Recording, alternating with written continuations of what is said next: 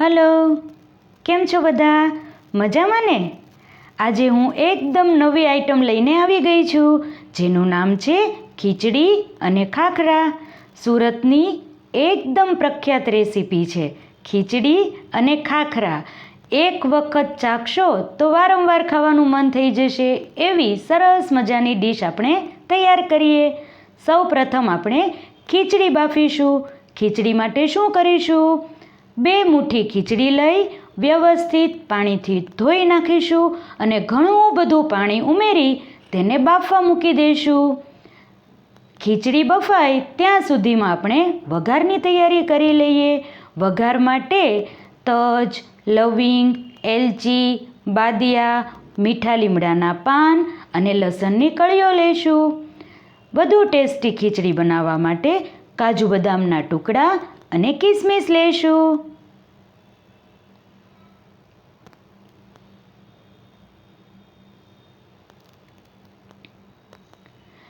લીલા મરચાંને એકદમ ઝીણા સમારી લઈએ.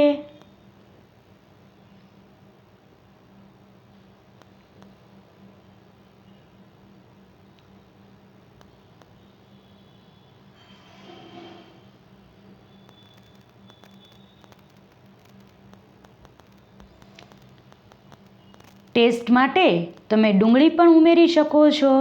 લીલી ડુંગળી અને લીલું લસણ ઉમેરશો તો ખીચડી વધારે સ્વાદિષ્ટ થઈ જશે. હવે આપણે એકદમ ઝીણા સમારેલા ટમેટાં લઈએ.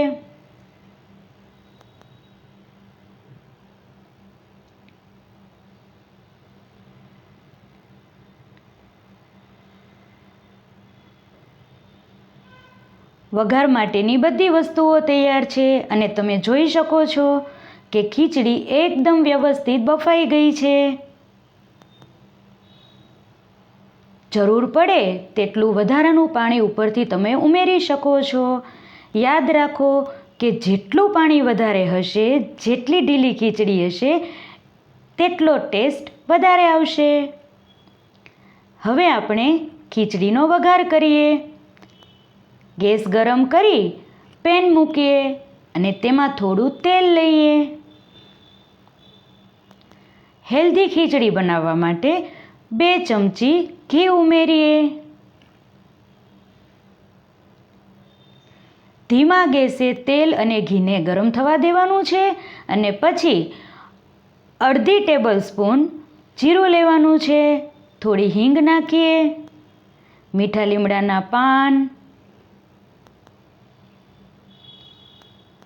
તજ, લવિંગ, એલચી, બાદિયા, તમાલપત્ર પણ નાખી શકો છો અને સરસ મજાનો વઘાર કરીએ. એકદમ ધીમા તાપે આ બધું જ વઘાર માટે તળવાનું છે.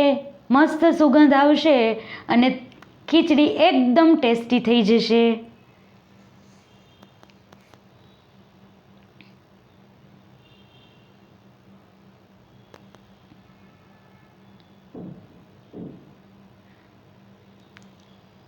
હવે લીલા મરચાં, ટમેટાં, ડુંગળી વગેરેને સાતળીએ. લીલી ડુંગળી અને લીલું લસણ પણ નાખી શકીએ.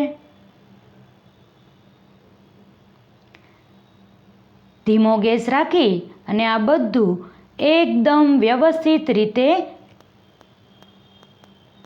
તૈયાર કરવાનું છે.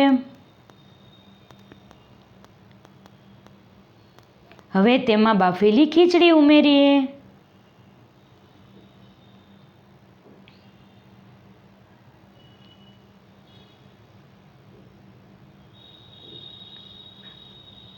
હળદર નાખીએ.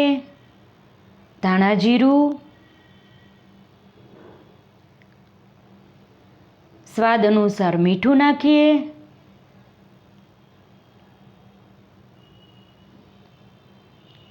થોડું લાલ મરચું નાખીએ.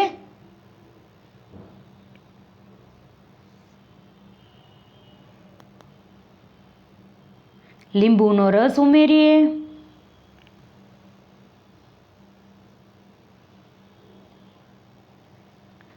કાજુ બદામ અને કિસમિસ જે તૈયાર કરેલા હતા એ પણ નાખી દઈએ.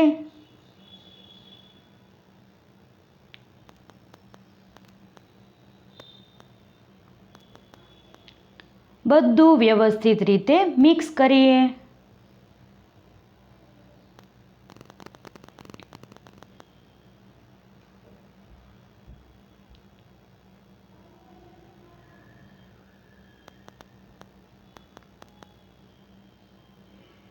સ્વાદ અનુસાર થોડી ખાંડ નાખી શકીએ.